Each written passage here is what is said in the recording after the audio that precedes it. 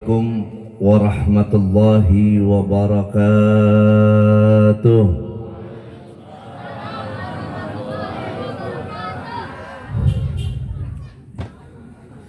Bismillahirrahmanirrahim. Alhamdulillahilladzi awdaha lana manahijal istimsar wa amarna bitadzakkuri wal i'tibar faqassa alaina qasasal akhyar wal ashrar lina'tabira bima jara lahum fi sawalifil a'sar wassalatu wassalamu ala sayyidil bashar sayyidina wa habibina wa syafi'ina wa qurrati a'yunina wa maulana Muhammadin an-nabiyyil mukhtar wa ala alihi wa sahbihi wa junudihi wa ansarihi al-fudala'il akhyar. Amma ba'du, subhanaka la ilma lana illa ma 'allamtana innaka antal alimul hakim. Farabbi shrah li sadri wa yassir li amri wahlul 'uqdatam min lisani yafqahu qawli. As'alullah tabaraka wa ta'ala ayyarzuqana wa iyyakum fahman nabiyyin wa hamdal mursalin wa ilhamal malaikatil muqarrabin. Amin ya rabbal alamin. Ma'asyaral hadirin wal hadirat rahimakumullah. Wabil khusus yang kita hormati, yang kita muliakan, yang kita cintai, guru kita Kiai Haji Khaliluddin Ishaq yang baru saja tadi menyampaikan mau'izatul hasanah untuk kita semua, agar kita semakin mencintai baginda Rasulullah sallallahu alaihi wasallam.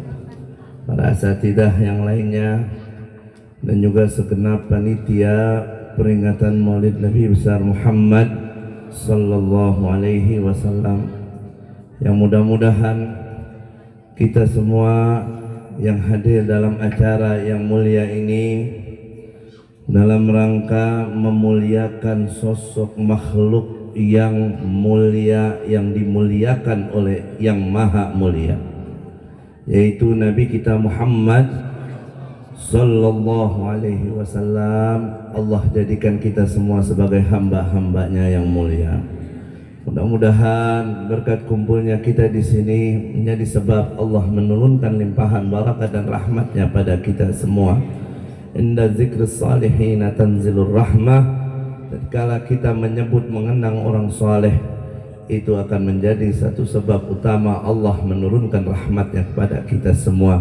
Terlebih jika kita mengenang seorang yang paling saleh, orang yang paling bertakwa, orang yang paling dicinta oleh Allah Subhanahu wa taala, yaitu Nabi kita Muhammad sallallahu alaihi wasallam. Maka insyaallah tidaklah kita keluar dari majelis ini kecuali dosa-dosa kita telah diampuni oleh Allah, doa kita semua diijabah oleh Allah, hajat-hajat kita dikabulkan, penyakit-penyakit kita disembuhkan, kesulitan kita dilapangkan, dan mudah-mudahan semua kita husnul khatimah.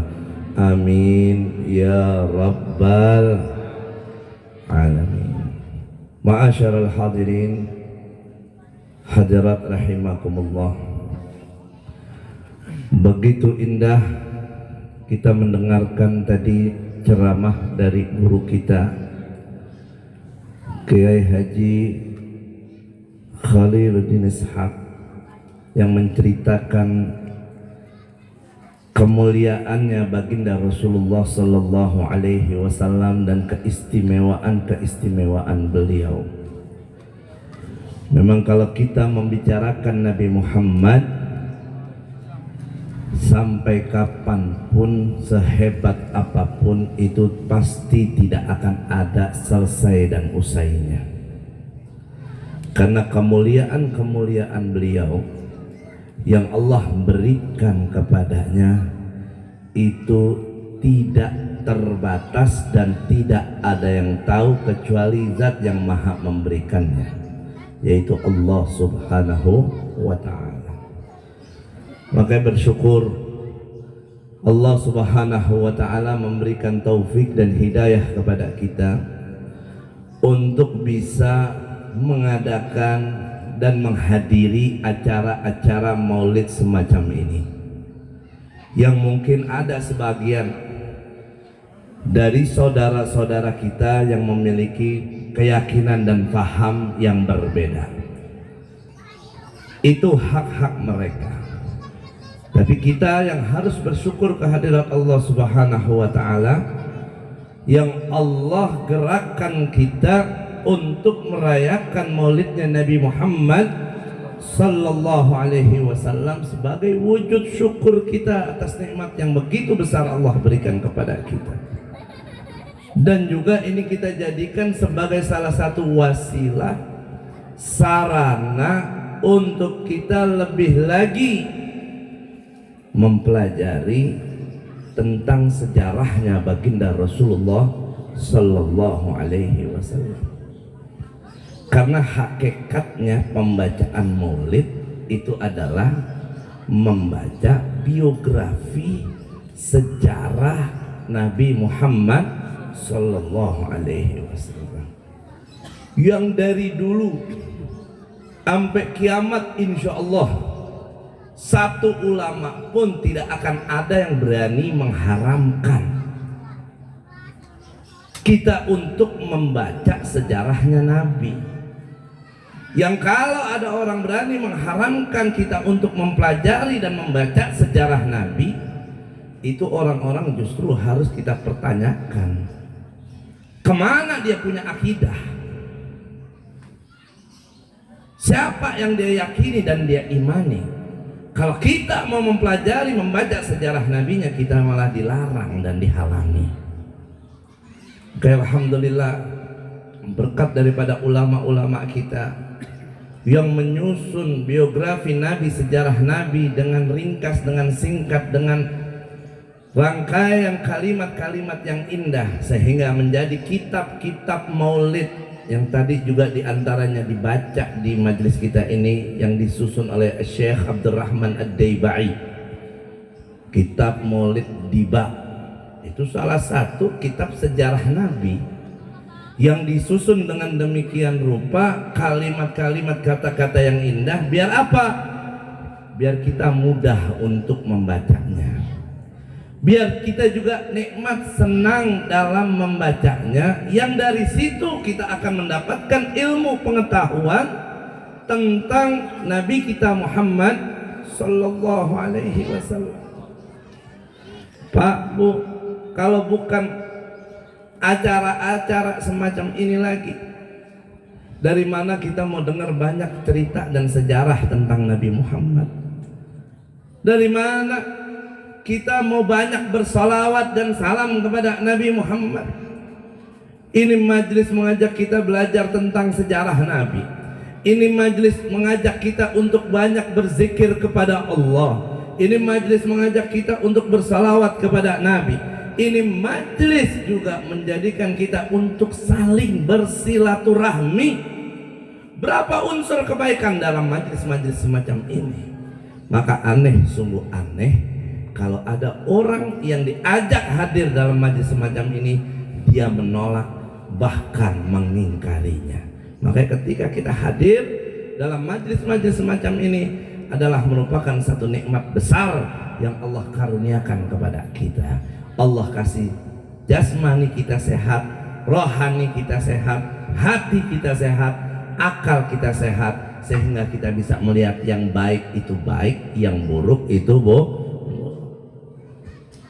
Kalau jasmani sehat, akal sakit, ini bahaya. Yang baik bisa jadi buruk, Pak. Yang buruk pun bisa menjadi baik.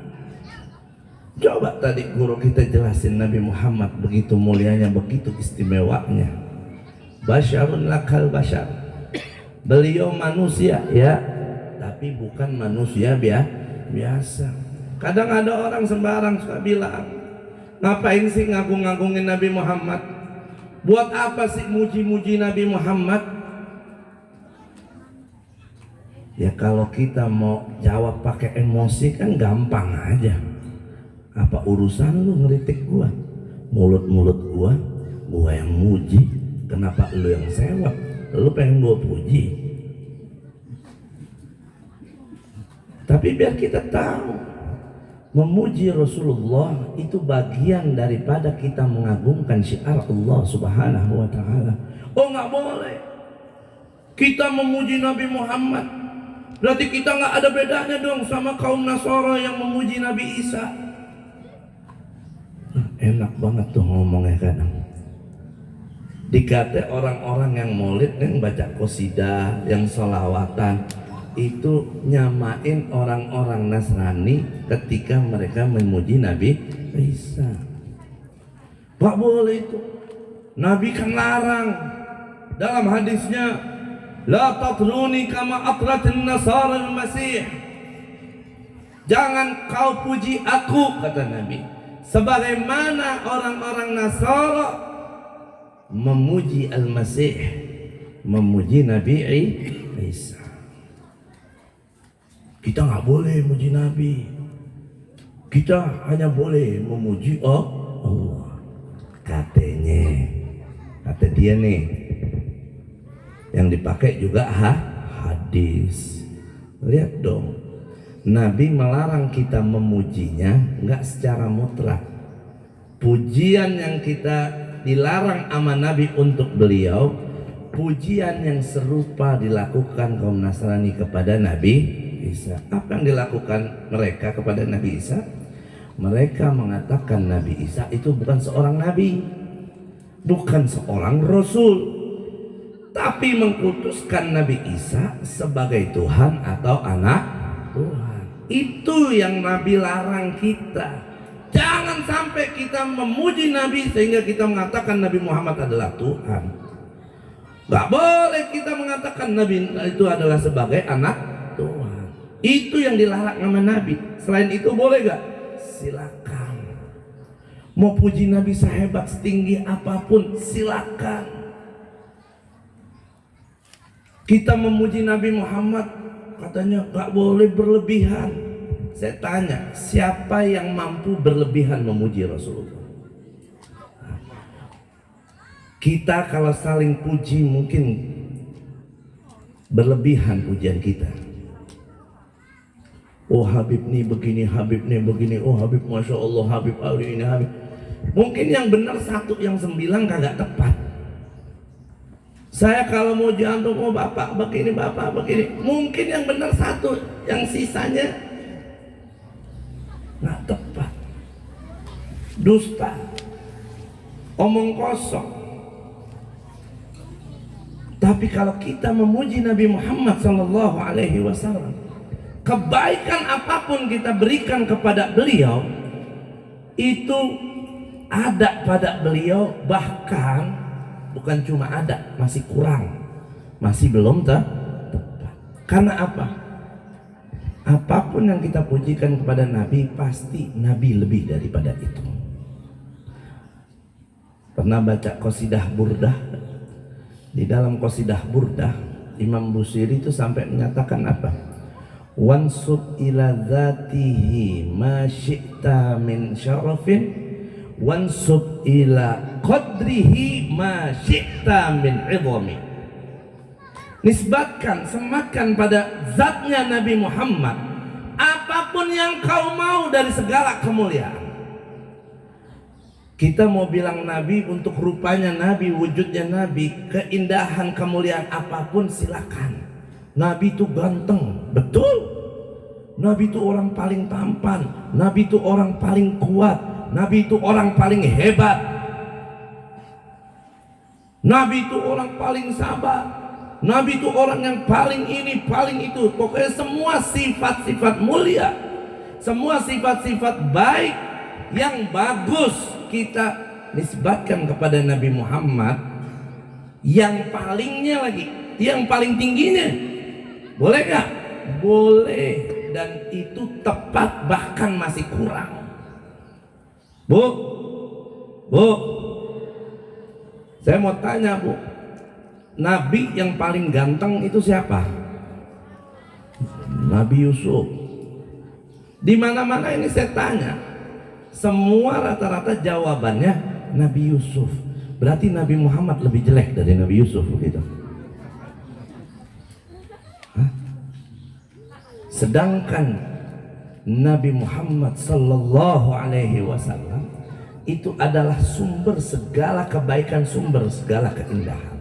Apapun yang bagus, apapun yang indah, apapun nikmat Allah, titik awalnya sumbernya adalah Nabi kita Muhammad sallallahu alaihi wasallam. Semua keindahan dari ciptaan Allah ini sumbernya dari mana? Nabi kita Muhammad. Beliau yang pertama dicipta oleh Allah. Kita kalau ditanya Nabi paling tampan, paling ganteng siapa? Nabi Yusuf. Kita nggak ngingkarin Nabi Yusuf adalah Nabi yang paling tampan, yang paling ganteng. Tapi yang lebih dari Nabi Yusuf, yang lebih tampan dari paling tampan, yang lebih ganteng dari yang paling ganteng ada. Siapa? Nabi kita Muhammad sallallahu alaihi wasallam. Itu kemuliaannya Nabi kita Muhammad sallallahu alaihi wasallam nggak bisa kita ungkap dengan kata-kata. Apapun yang kita berikan untuk beliau selalu masih kurang hakikatnya buat beliau. Kata Imam Ibnul Farid dalam syairnya apa? Ara fi kulli madhin nabi muqassira. Aku melihat setiap dalam pujian kepada Nabi Muhammad itu terhitung masih belum tepat. Wa in balagha al fil masni alaihi wa akthar. Walaupun memujinya dengan pujian yang sangat tinggi dan dengan pujian yang sangat banyak, tetap aja masih belum tepat. Kenapa?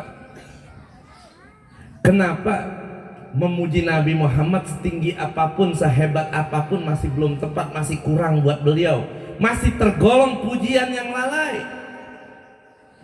Idallah asna alaihi billadhi huwa ahluhu fama miqdaru ma yamdahul wara. Kata Imam Ibnul Faris, apabila Allah zat yang maha mulia, zat yang maha terpuji memuji Nabi Muhammad, maka apalah arti pujian manusia untuk Nabi Muhammad sallallahu alaihi wasallam.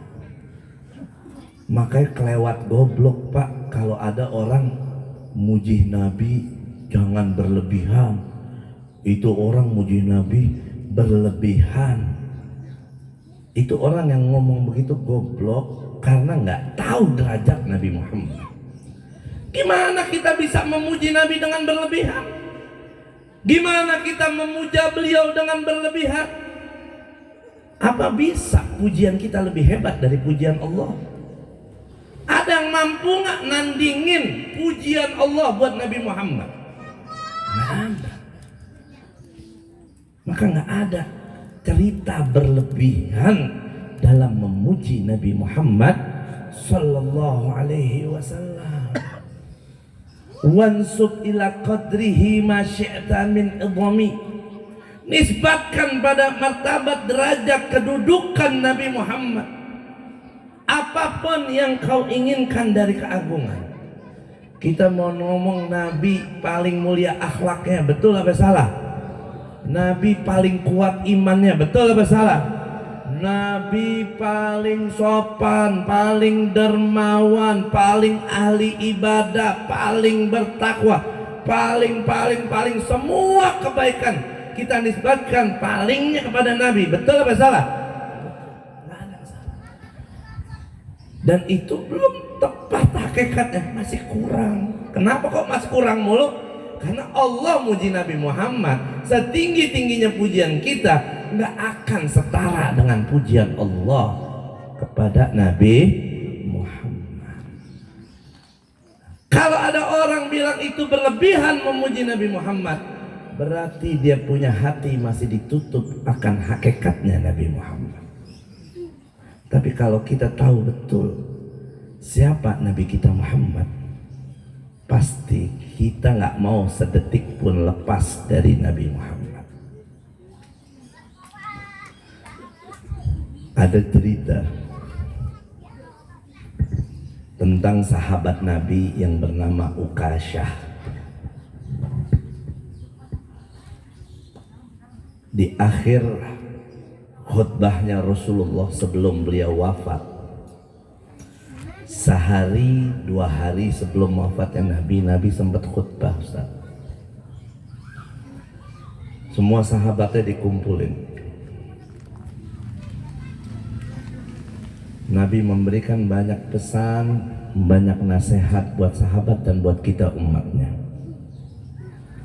Di antara apa yang disampaikan Nabi dalam khutbah itu, Nabi sempat berkata, siapa dari kalian yang pernah aku sakiti dengan lisanku,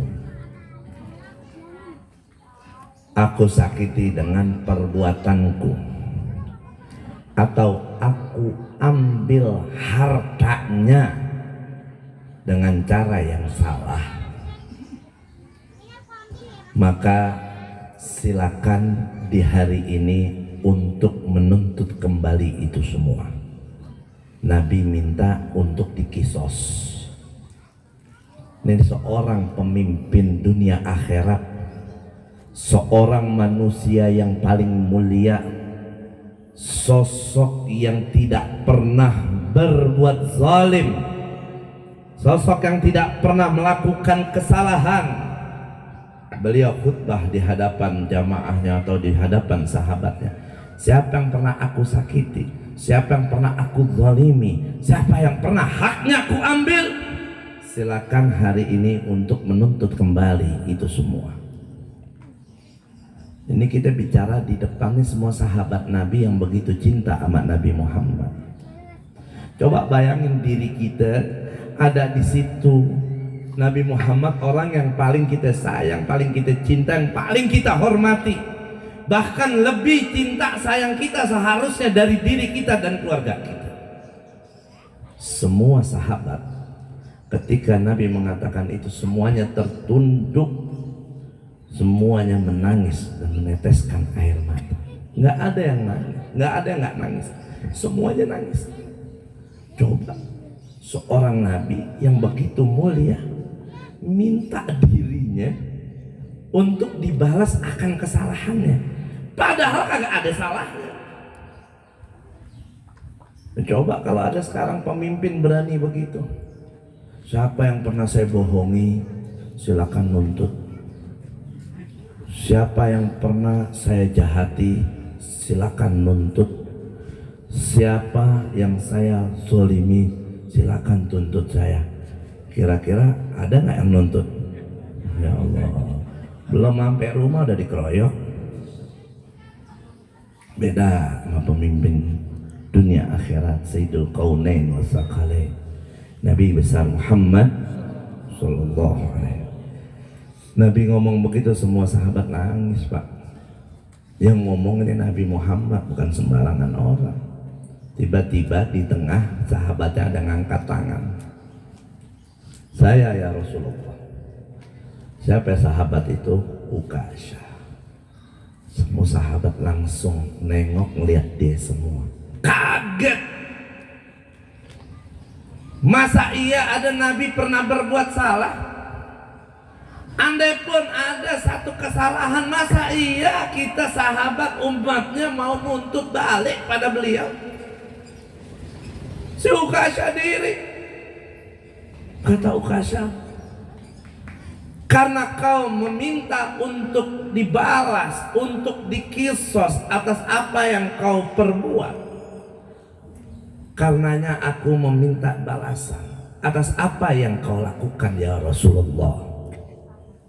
Masya Allah. Kira-kira sahabat yang lain kesel gak tuh lihat Ukasyah begitu? Gedek gak tuh bawaannya? Bawaannya udah emosi aja itu. Kata Nabi, ya silakan. Apa yang mau dituntut katanya? Kata Ukasha, ya Rasulullah, konon dulu saat kau merapikan saf pasukan untuk jihad perang melawan orang-orang kafir, di situ kau menggunakan tongkat komandomu untuk mendorongku meratakan saf aku dengan yang lainnya, dan itu menyakiti bagian badanku, ya, bagian perut atau pinggangnya. Jadi ketika mau perang, ini saf semua yang ngatur Nabi Muhammad ini panglima perang. Jangan dipikir Nabi Muhammad ini bisanya cuma sholat doang, ngaji doang, ya, semua ilmu ada sama Nabi Muhammad. Orang paling top, paling hebat strategi perangnya siapa? Nabi kita Muhammad. Kenapa kita sekarang umat Islam lemah, gak punya kekuatan, bukan termasuk orang atau negara terkuat di dunia dalam militernya? Bukan kita ini orang Islam, tapi mereka-mereka di luar Islam. Padahal junjungan kita Nabi Muhammad itu adalah panglima perang yang tidak pernah tertandingi, yang tidak pernah terkalah. 300 orang lawan ribuan orang, menang. Gimana ceritanya? Nah, dan Nabi Muhammad meskipun beliau pimpinan, panglima, beliau turun ke medan perang, bukan ngecek dari kantor doang, bukan cuma pakai HT doang, mainan telepon doang. Nabi turun ke medan perang, beliau ikut perang, jihad fisabilillah, bukan cuma nyuruh aja. Nabi inspeksi tuh pasukannya, dicek satu persatu kesiapannya, dirapiin safnya. Ada yang kemajuan dimundurin, ada yang kemunduran dimajuin tuh sama Nabi. Nah, kebetulan salah satu di situ yang pernah ya dirapikan safnya adalah sahabat Ukasha. Ya, jadi kurang lebih, ya wallahu a'lam bishawab, ya, kurang lebih nih mungkin nih Ukasha agak kemajuan sama Nabi, didorong nih pakai tongkat komandonya tuh, gitu doang biar lurus. Itu Ukasha minta balas. Kan kata Nabi, yang pernah aku sakiti silakan balas. Kata Ukasha, saya mau balas. Dulu saya pernah tuh didorong pakai tongkat tuh perut aku atau pinggangku, itu mau saya balas ya Rasulullah. Coba tuh sahabat tadi nangis sedih, nabinya ngomong begitu. Ada satu orang nuntut Nabi untuk membalasnya. Kira-kira sahabat yang lain pada gedeg gak loh? Kesal gak? Kata Nabi, berikan dia tongkat komando. Tuh Ukasha sama Nabi disuruh untuk menerima tongkatnya yang Nabi biasa pakai. Ketika Ukasha pengen naik ke mimbar, Sayyidina Ali bangun. Kata Sayyidina Ali, ya Rasulullah, biarkan aku yang dibalas, jangan kau ya Rasulullah. Ya Allah, sahabat nih sayangnya sama Nabi minta ampun, nggak pengen Nabi kenapa-napa, karena tahu Nabi Muhammad sayangnya sama kita begitu besar. Makanya sahabat begitu cinta sama Nabi Muhammad.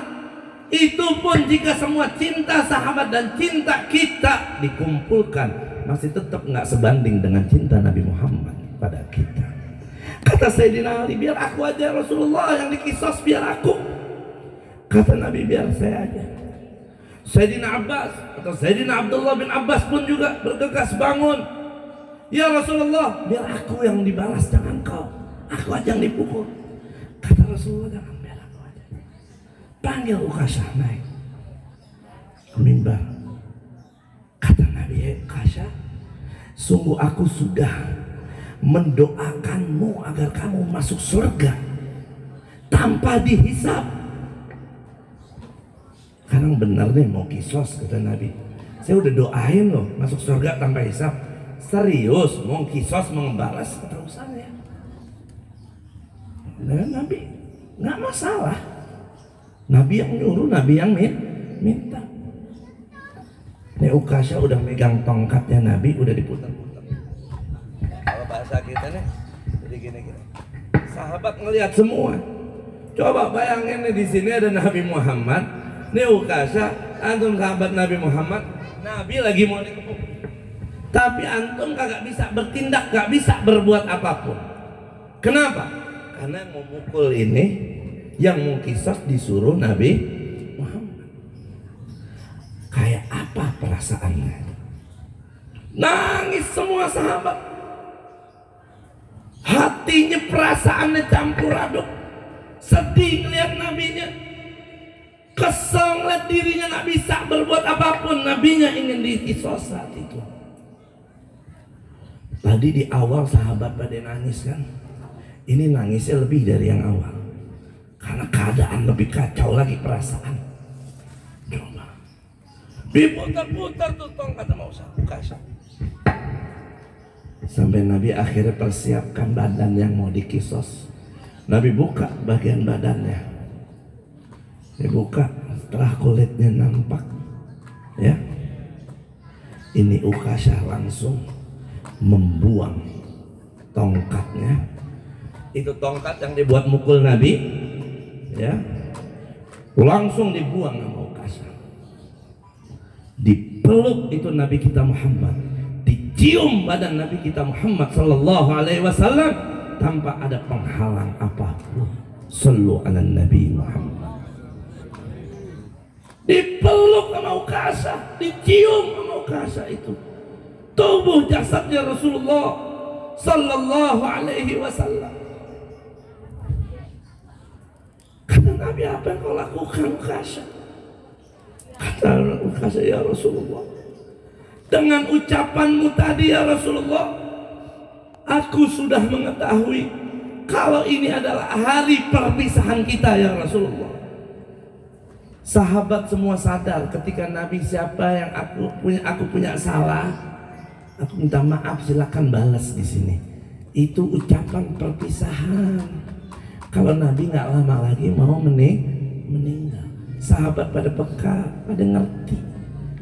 Kata Ukasha, mendengar ucapanmu aku mengetahui ini adalah hari perpisahan kita ya Rasulullah. Maka aku menginginkan saat terakhir aku berjumpa denganmu, kulitku bersentuh langsung dengan kulitmu ya Rasulullah. Masya Allah. Sahabat semuanya lebih menangis lagi.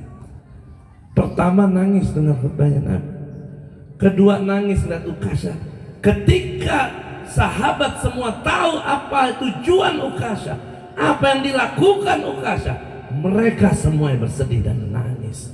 Begitu cintanya sahabat Nabi kepada Nabi Muhammad. Kita mungkin tadi juga udah suzon sama Ukasha, tapi nyatanya apa? Bukan dia mau balas Nabi, tapi itu sebagai strateginya agar bisa memeluk secara langsung Nabi Muhammad sallallahu alaihi wasallam. Kenapa sahabat bisa sampai segitunya sama Rasulullah?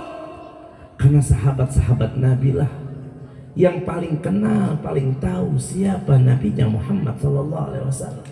Beda dengan kita. Dusta kita ngomong cinta sama Nabi, iman dengan Nabi, tapi kadang sejarahnya Nabi kita nol, tidak mengerti dan tidak paham. Akhlaknya Nabi kita kagak ngerti. Boro-boro kita mau ngamalin, tahu aja juga enggak kadang kita. Kemuliaan Rasulullah sallallahu alaihi wasallam, semakin kita tahu, semakin kita kenal, pasti kita akan semakin cinta kepada beliau.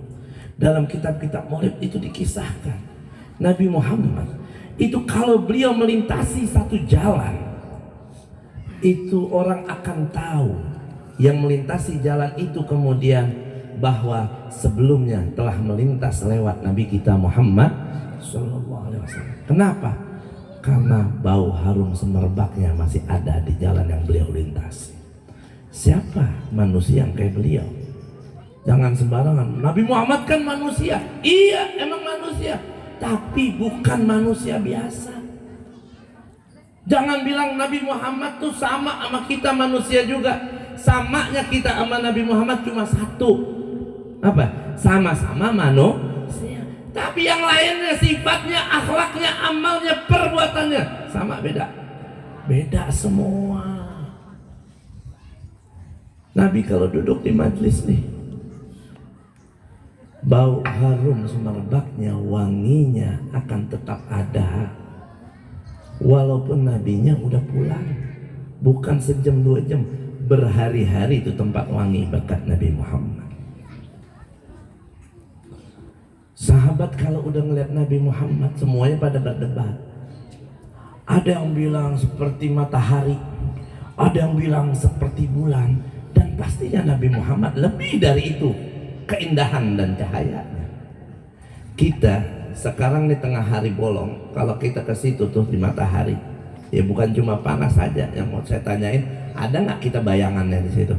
Ada. Kalau model kita tengah hari bolong nggak ada bayangan, medik kita berarti. Tapi kita punya Nabi, ya, beliau salah satu keutamaannya bedanya sama kita, ya. Beliau manusia memang, tapi beliau nggak punya bayangan. Nabi Muhammad nggak ada bayangan. Kenapa kok Nabi Muhammad nggak ada bayangan? Karena Nabi Muhammad itu cahaya. Cahaya ketemu cahaya, ada bayangannya nggak? Hah? Ada. Cahaya matahari begitu terang. Cahaya matahari itu percikan daripada cahaya Nabi kita Muhammad. Karena beliau rahmatan lil alamin, cahayanya menyinari zahir batin kita, nggak membahayakan kita. Beda matahari yang terang, kita dekat kebakar. Karena Nabi Muhammad itu nurun fawqa kulli nur. Allah kasih keistimewaan buat umat Nabi Muhammad. Setiap sholawat dari umatnya mutlak diterima oleh Allah. Maka kata ulama dalam syairnya apa? Adimis salata ala Nabi Muhammadi. Selalulah kau bersalawat kepada Nabi Muhammad. Faqabuluha hatman biduni taraddudi. Karena diterimanya salawat itu pasti tanpa diragukan lagi. A'maluna bainal qabuli wa raddiha. Amal ibadah kita yang lain antara diterima dan ditolaknya. Kita sholat bisa diterima, bisa ditolak. Kita sholat gak khusyuk, kita sholat riya. Sholatnya mah sholat, tapi diterima gak sama Allah? Kemungkinan besar kalau begitu modelnya gak diterima. Semua amal ibadah kita antara diterima dan ditolak, illa salata ala Nabi Muhammadi, kecuali salawat kepada Nabi Muhammad sallallahu alaihi wasallam. Jadi antum salawat sama Nabi kapanpun dimanapun itu pasti diterima oleh Allah dan sampai kepada Nabi Muhammad. Lagi wudhu ke, dalam keadaan hadas ke, bangun tidur, mau tidur, duduk, berdiri, di mobil, di rumah, dimanapun. Ya, tidak kita ngerti adabnya kalau di kamar mandi, jangan. Tapi apa? Semua salawat itu diterima. Kenapa? Karena Nabi Muhammad sallallahu alaihi wasallam makhluk spesial, makhluk khusus yang Allah ciptakan, yang tidak ada duanya makhluk seperti Nabi kita Muhammad. Cahaya itu sifatnya nggak menghalangi, semuanya tembus sama cahaya.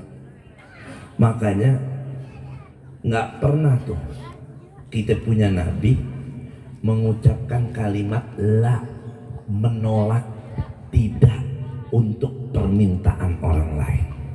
Apapun yang orang pintakan kepada beliau, selalu beliau iakan. Orang meminta doa diiyain, orang minta duit dikasih, orang minta kambing dikasih, minta bantuan apapun dikasih. Andai pun beliau lagi nggak punya apa yang dipinta, beliau sampai bilang, pinjem sama fulan, nanti saya yang bayar. Ada orang sedermawan Nabi Muhammad, ada yang kayak begitu. Salawat kita mutlak diterima karena Nabi kita cahaya dan beliau tidak pernah menolak. Makanya Allah kasih keutamaan salawat kepada Nabi Muhammad. Ketika sahabat haji pada saat tahallul kan motong rambut terakhirnya. Motong rambutnya ada dua cara, gundul sama cuma cukur. Sebagian sahabat menggundul rambutnya, sebagian ada yang cuma cukur. Melihat sahabat yang menggundul rambutnya, Nabi bilang, Allahumma arham muhallikin. Ya Allah, sayangin nih orang-orang yang gundul rambutnya, yang menggundul rambutnya. Yang cukur kagak mau ketinggalan dari doanya Nabi. Kan yang didoain cuma yang gundul doang nih. Yang cukur, wal muqassirin. Yang cukur juga dong Nabi doain. Kata Nabi, Allahumma arham muhallikin. Ya Allah, sayangin orang-orang yang gundul rambutnya.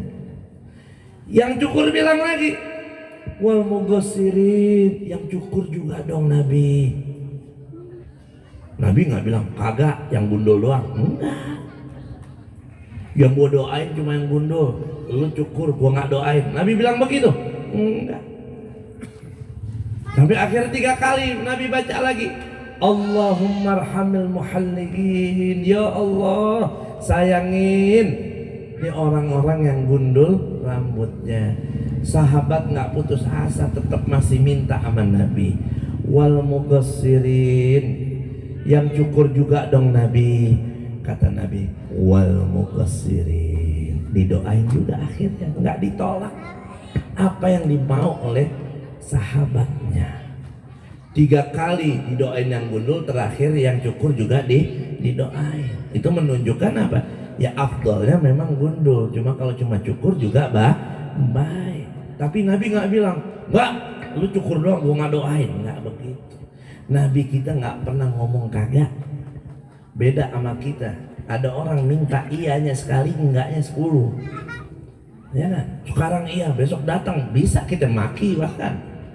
Tapi Nabi Sallallahu Alaihi Wasallam ajwad nas, bahkan ajwad min rihil mursalah. Baiknya orang, dermawannya orang, baiknya Nabi lebih indah, lebih nikmat, lebih baik dari angin sepoi-sepoi. Angin sepoi-sepoi kan kita ketiupnya enak, apalagi lagi panas begini ya. Dan namanya angin tuh masuk kemana aja, di mana ada lubang. Baiknya Nabi lebih dari itu. Di mana ada orang butuh Nabi Muhammad, di situ pasti lebih dulu ada Nabi kita Muhammad.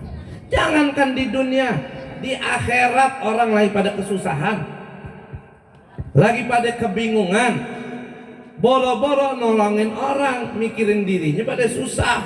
Tapi siapa di situ yang tampil untuk menyelamatkan kita umat manusia?